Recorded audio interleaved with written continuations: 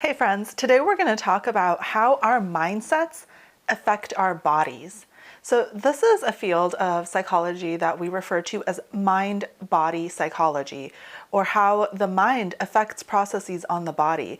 And what's really interesting is that the things we think and the mindsets we hold do affect actual biology in our bodies, and I will talk about several studies in this video that showcase this. But first of all, let's talk about what exactly is a mindset. A mindset is a core set of beliefs about certain domains or certain topics in our world. We need to have mindsets because we actually need to simplify the world around us, because our brains can't handle that vast amount of information if we weren't able to simplify all of those data points. And so let's break this down even further. What are beliefs? If a mindset is a core belief, what is a belief? Well, a belief is essentially a series of times that we've thought a thought over and over and over again, almost in a habitual way, in a way that makes it feel like it is actually a habit. It comes automatically into our mind. So most of you have heard about mindsets before. Maybe you've heard of Carol Dweck's work on growth mindset and how it's important to believe that our intelligence has almost like an infinite capacity, and that we don't think that intelligence is limited, or that we are born with a certain intelligence level that we cannot change. You may have also heard about scarcity mindset versus abundance mindset, or even a mindset about the nature of stress. What's interesting is that we are often taught by media, by researchers, that stress is bad for us. If you go onto any website, any Instagram, any social media these days, it's all about how stress is killing us. Stress is the biggest killer. What's interesting though is that stress is actually not inherently bad, and our body does not perceive stress as bad. It actually perceives it as neutral. What happens is that we need to add that layer of mindset to perceive it as bad or good. It's almost like a lens that allows our bodies to decide what to do based on our external environment. So if we are busy, if we are taking a lot of calls, if work tasks have increased, we could interpret that as neutral, but most of us interpret that as, like I'm gonna have an increase of stress and this is gonna be horrible. This might potentially kill me in the long run. And so once we interpret it as that, then our body upregulates certain biomechanisms that actually do result in that negative effect. So I think this effect is best illustrated by a couple of studies that I'm going to reference. And these studies are really, really important to this work on mind-body medicine, because they really showcase how changing the mindset is the only thing necessary to change the biological response. So the first study was done at Yale, and it is often referred to as the milkshake study. You might have heard of it before, but if you haven't, it's incredibly fascinating. So this study was a within-subject design, meaning that each person was their own control. So a person would come in and they would experience a certain research environment, and then they would come back at a later date and experience the control environment. So what happened in this study was essentially the researchers created two separate milkshakes. One milkshake was marketed as the high-calorie milkshake. The researchers were told that this milkshake has a bunch of fat, a bunch of sugar, a bunch of calories, it's like 900 calories. It is just packed with things. The other milkshake was the so-called low-calorie milkshake. This was I think 200 calories, low fat, low sugar, low everything. There's nothing in this milkshake. It's almost like a diet milkshake. So we got the two milkshakes, and what was most interesting was that the milkshakes were actually the same milkshake. So there was no high-calorie milkshake, there was no actual low-calorie milkshake. All of the milkshakes were about medium calorie, just like a normal milkshake, and there was no difference between the milkshakes.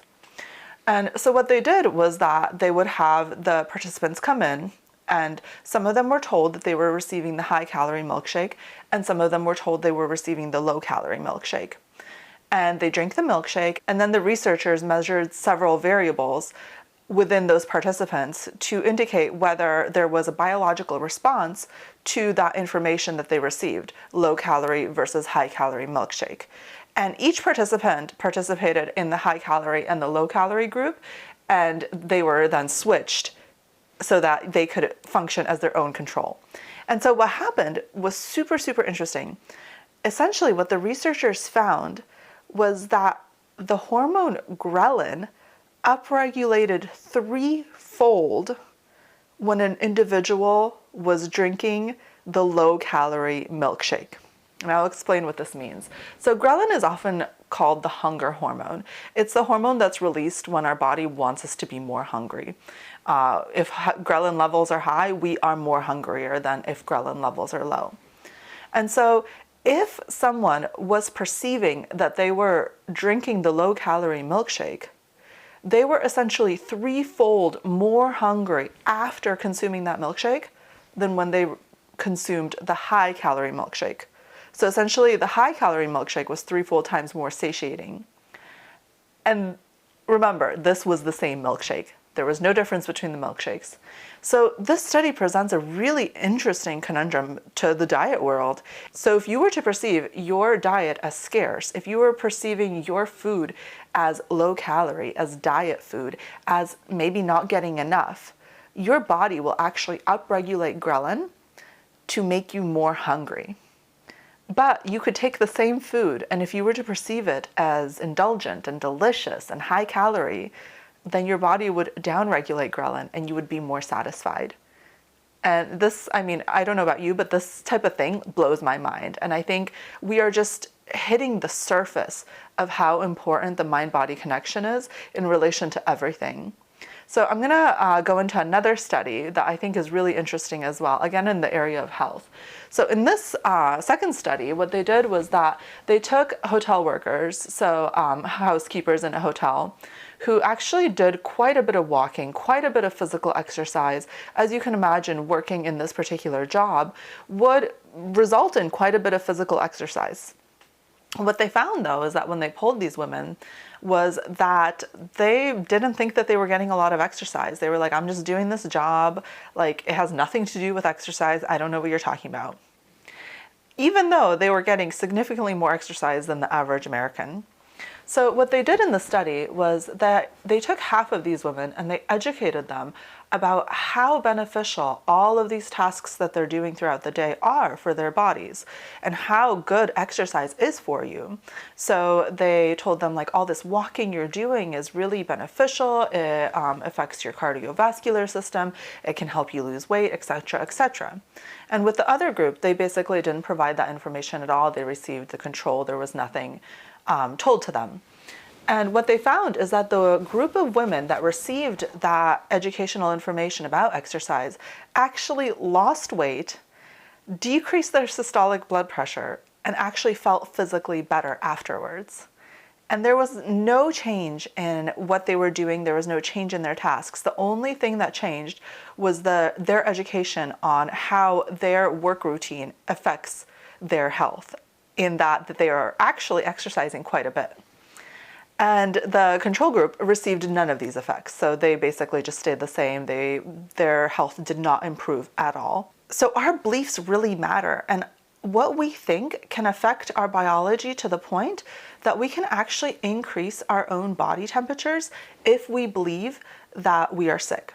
So this is another study, and this is actually called a psychogenic fever, in which if you believe that you are ill, research shows that on average, people increase their own body temperature by 1 degree by believing that they are ill.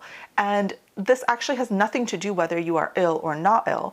It only has to do with whether you think you are ill. And you can actually increase your body temperature by 1 degree, which is actually quite a bit. So if you've watched my other videos, you've probably seen me talking about how time actually is a mindset as well. And there's a study in which we know that individuals can perceive themselves as busy or not busy and kind of suffer the detriments of having a busyness mindset.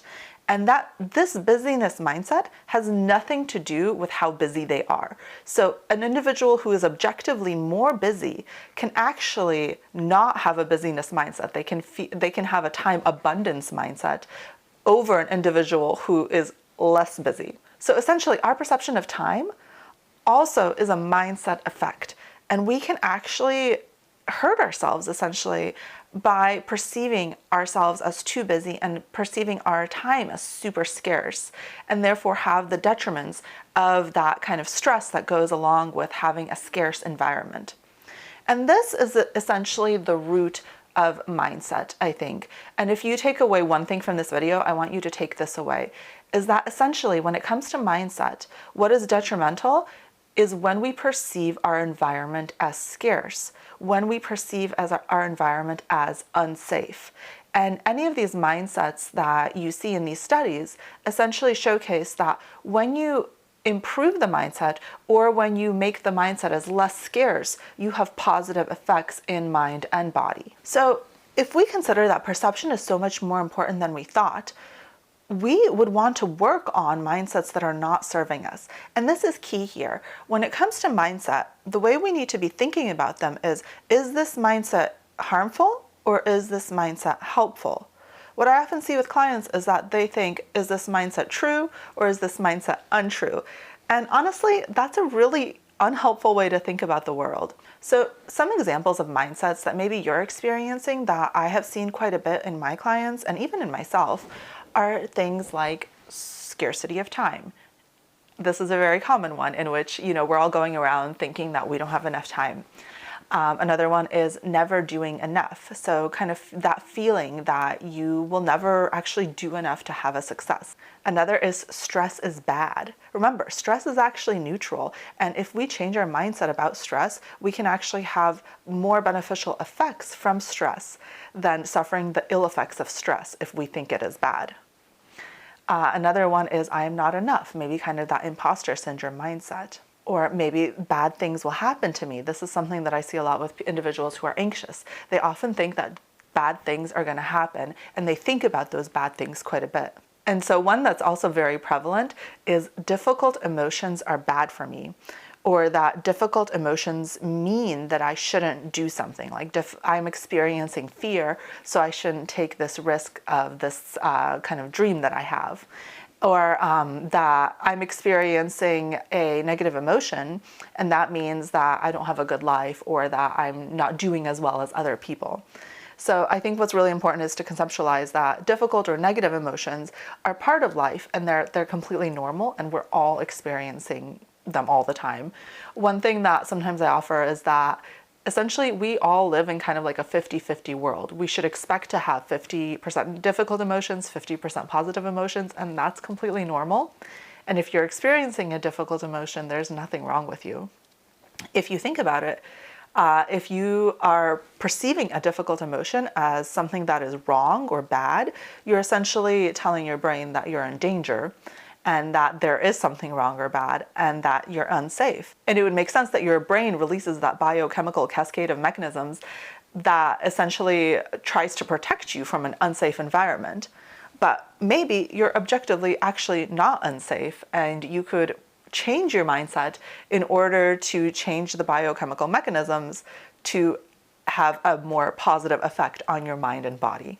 So I know this can often feel like you're watching The Matrix, and it can kind of almost like hurt your brain to think about. But mindset really, really does matter. And I think it actually can be one of the most effective ways to improve quality of life and to improve life satisfaction. It can help you increase your tolerance to stress and just feel better in general, while maybe even doing more than you are now. So if this is something that you're interested in working on, this is something I do with my clients. We work on shifting mindsets to have more positive effects from a more useful mindset. I actually do have a Calendly link below where I offer a no-cost intro session. So feel free to book one of those if you're just interested in coaching and kind of checking it out. And also, if you're on Instagram, TikTok, LinkedIn, feel free to follow me on my social links below. I post a lot of information like this, but in a more condensed version on those platforms. And as always, I'll be back next week with another video, and I hope you all have a wonderful week.